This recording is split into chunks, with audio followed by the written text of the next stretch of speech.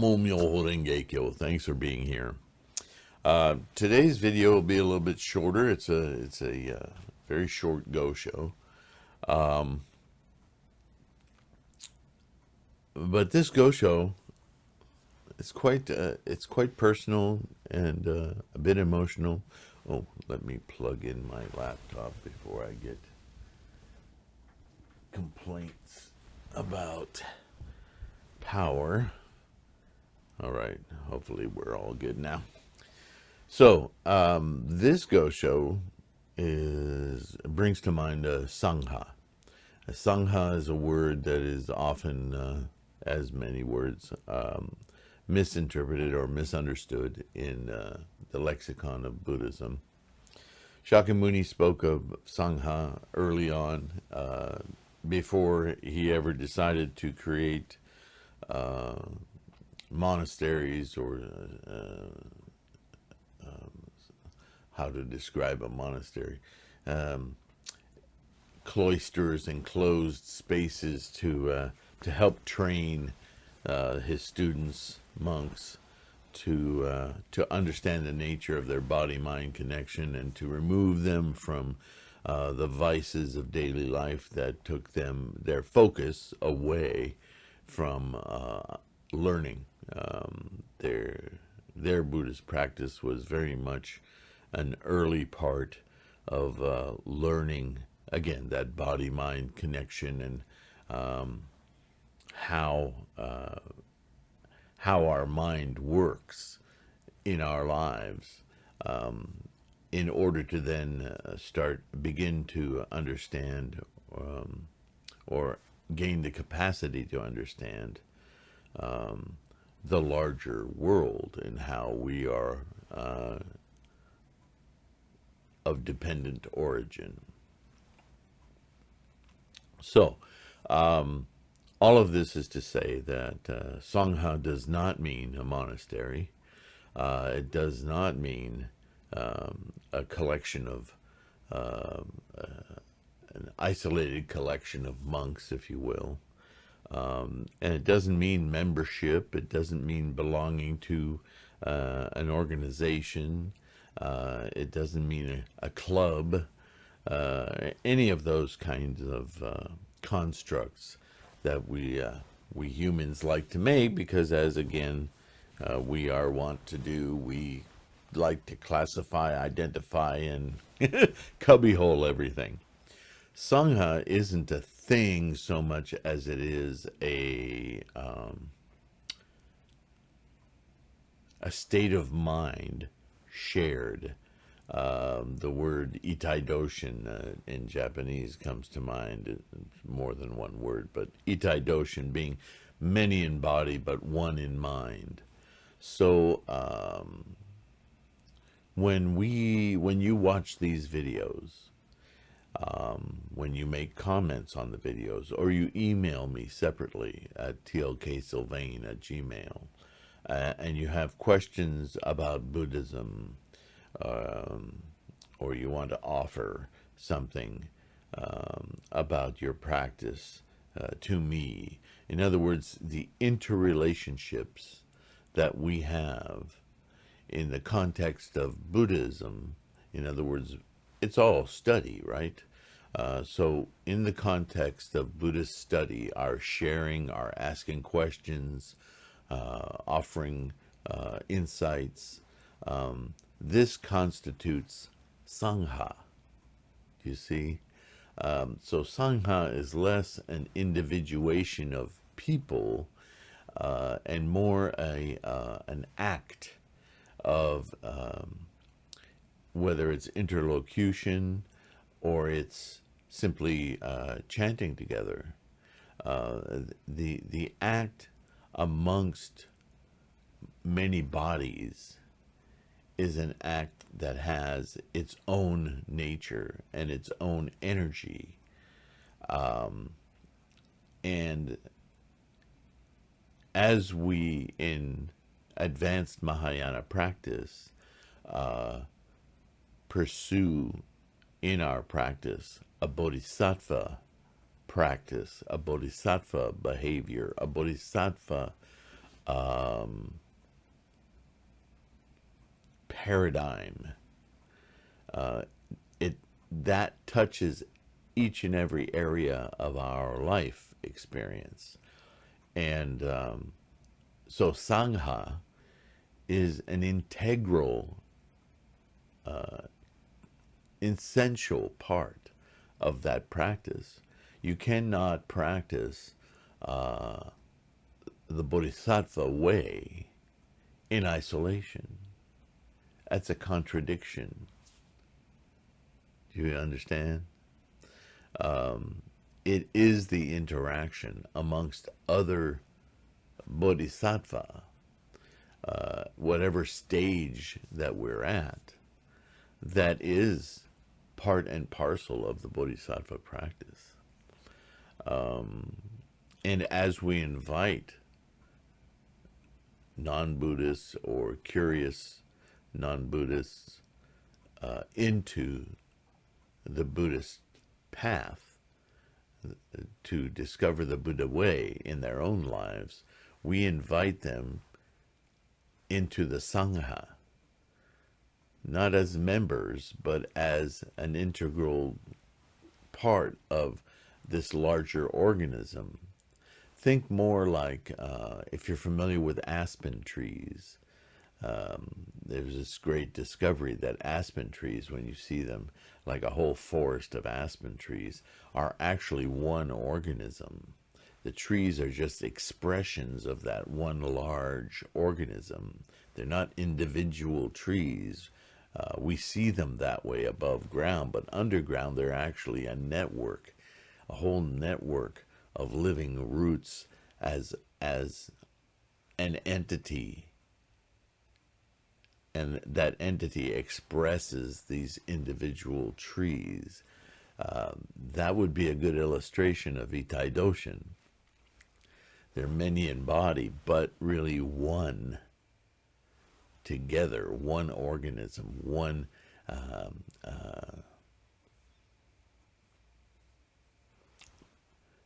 momentum, inertia. I talk about these terms all the time. I always relate our lives to energy, right? So, in that spirit, Nichiren's, great segue, huh? Nichiren's Gosho, this letter that he writes to Endo Saemon-no-jo, which is believed to be a samurai. They were everywhere at that time. But samurai are important in Nichiren's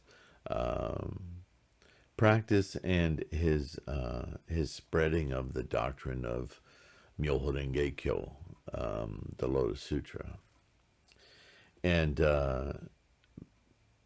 because they were such powerful individuals, and powerful not in the Herculean sense, but in the political sense, they affected the lives and influenced the lives of a great many people, even though they themselves worked in the service of, senior political entities, the lords of the property that they were, like kingdoms in a sense.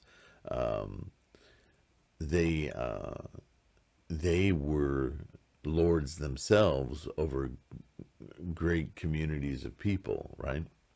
So for Nichiren to have influenced samurai would be like today influencing like governors of states in the United States, or prime ministers of provinces, and with those kinds of leaders, right? So this letter was written after Nichiren found out that he was pardoned by the Kamakura shogunate, and he could leave his isolation in Sado, which must have been a tremendous source of elation and relief to him, being as Sado was such a desolate place, and his I don't know if you remember, but his little shack that they gave him to live in, you could see right through the boards, didn't offer insulation against the cold winters there or anything. And he was very much at the mercy in that exile to the support of his followers, his students. Without the support of his students, he would have starved to death. He would have frozen to death. He simply wouldn't have had the means to survive. So this is a short letter, a brief letter to a samurai, thanking that samurai for his protection, whether that be food or clothing or whatever he provided for Nichiren in his exile. Many followers did this, and there's evidence that Nichiren sent many letters like this when he was informing his followers, his disciples, his inner circle, and everyone who was in communication with him that he was now coming back to the mainland. But the spirit is what I want you to pay attention to in this letter. The spirit of Nichiren's gratitude to this samurai is the spirit of Sangha. It's the spirit of saying, not only did you do these facile things, yeah, you sent, thanks, Grandma, you send me a birthday card with a $20 gift certificate in it, thanks. But immediately, as Nichiren always does, he'll talk about these mundane things and immediately quote concepts from the Lotus Sutra or other teachings, because he's trying to always teach that these things have much greater significance, most notably because they're done in the name of Buddhist practice. They're done in the Bodhisattva way, you see? So here we go.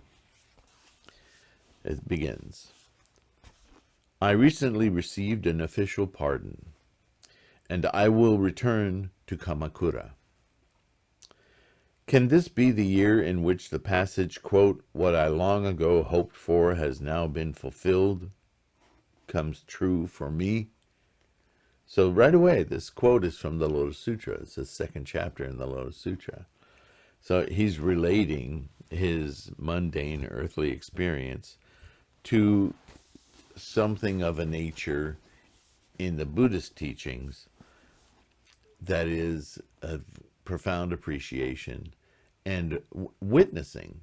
It is something we all practice in Buddhism, witnessing what is occurring in the momentum of our lives, instead of just letting it go by. A lot of people, most people, you could argue, like Gurdjieff did in The Fourth Way, said most people just plummet through life. They just keep falling through life, waiting to bump into stuff or for something to happen for them to actually awaken from sleep and do something until they fall asleep again.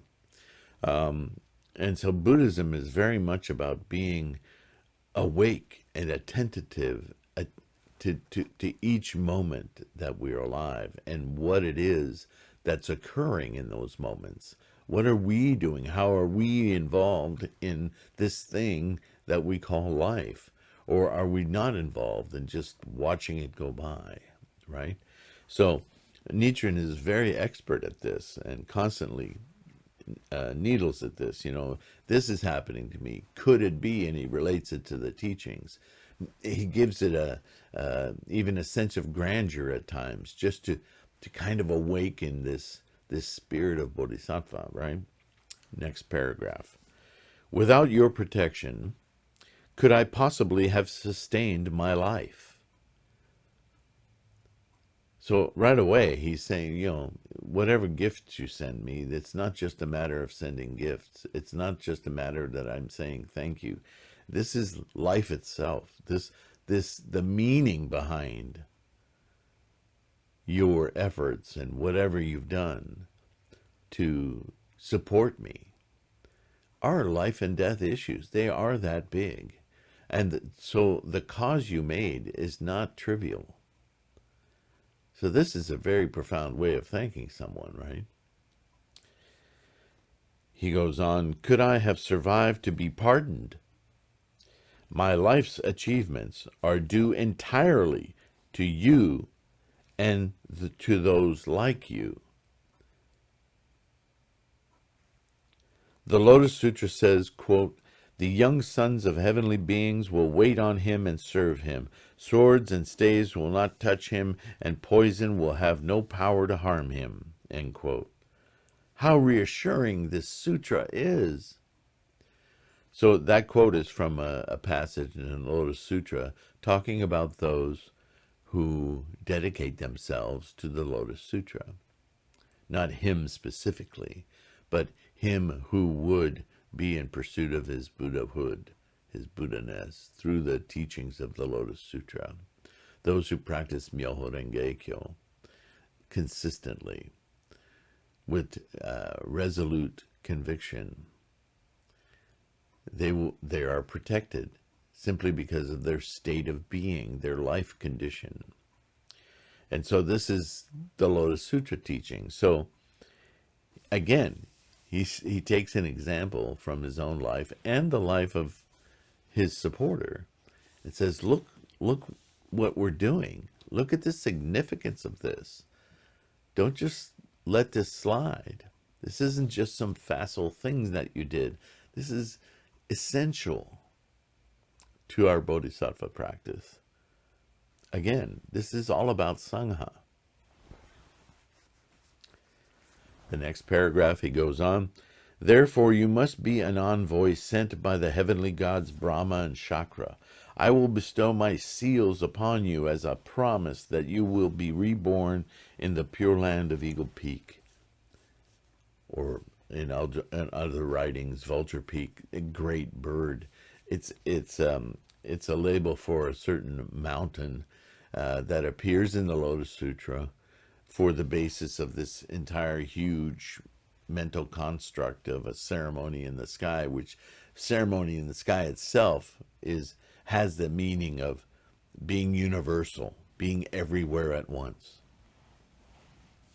And so this is the Pure Land. The Pure Land is what? It's enlightenment. It's your Buddha nature. It's your Buddhahood. Sorry about that. All right. And he goes on, "You should take one of them with you in your next existence. When you arrive at Eagle Peak, call out, 'Nichiren, Nichiren,' and at that time I will come to meet you. I will write to you again from Kamakura, Nichiren." So, deeply, deeply appreciative to just one of the people who helped to support him through his exile. It's a very profound thank you. And it teaches the significance of our acts, what you would commonly hear as the causes we make. But the causes we make are moment to moment, even when we're not thinking of what we're doing, thinking, acting, saying, are all very powerful causes. This is why it's so important to stay conscious, to be awake at all times and monitor what it is that we're doing and experiencing. Because in each moment there are these tremendous things that we're doing, and we're guilty in samsara of not paying enough attention to that. That's how we slip in and out of our Buddha nature. And where we allow emotions and sufferings to creep in. But if we could somehow, anytime in the moments that we feel alone, remember that we're part of a Sangha, part of a greater thing, humanity itself. That can seem like a weight, but in actual fact, the ocean of the earth, if you took it on its own, would be incredibly heavy, right? Water is about 8.4 pounds per gallon. Multiply that by all the gallons in the ocean. I know it's salt water, but just as a general thought, I mean, the weight of it is unfathomable. And yet, it buoys us, right? We float in it. So that analogy I'm giving you for our seemingly solitary existence as a me, a self, an entity, something Buddhism constantly challenges in us, that we are not just this self, this ego, this I. That's a fallacy, that's a delusion. And that from that delusion comes all suffering. It would be like a wave on the ocean thinking of itself as a solitary entity, when in fact the wave would not exist if not for the ocean. The ocean in this analogy is the Sangha. Be revelatory in that you're a wave that is simply a distinction within the entirety. That's very, very profound. And it makes it illogical to feel alone, because you're made of all of this. So how could you possibly be alone? But that moment of me-ness is what allows me to look back upon what I'm from with greater appreciation. It's a perceptive thing, right? Namo Myoho Renge Kyo. That is the entirety. All right. So, like I said, this is a brief one. I've made it as long as I could. Anyway, I hope you got something out of this. It's a very touching letter that Nichiren wrote, and he wrote many of these. We don't have them all, but we can see by this one how he used every opportunity, even in just a simple thank you, to remind people of their Buddha nature, of the teaching of the Bodhisattva way, and the achievement of a Buddha way for all of us. Itai Doshin, Sangha, important concepts to keep in mind. All right. As always, take care of your health. I'm thinking about all of you, and I, too, am deeply appreciative of this opportunity you give me to talk on these subjects with you. Please comment. Let me know if I've passed on, maybe I've hit on something that piqued your curiosity. Let me know what that is. I may make videos specifically on those subjects, because things come up all the time, and I've been doing this over 40 years, and so I don't think of the questions that maybe you've been doing it a long time and you have different questions from, your life experience is different from mine. And some of you are just starting out, and you may have questions. Don't be afraid to ask, because I'll tell you, even after 40 years, I keep revisiting things that I thought I knew.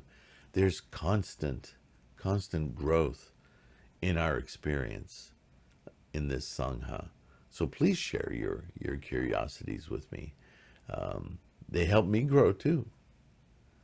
Okay? So with that, I'll let you go. And the next one will be a little bit longer, probably a couple of parts. It's called Hell is the Land of Tranquil Light. Interesting. A bit of a conundrum. But anyway, we will begin on that in the next video. I hope I see you there. Thanks again. Bye.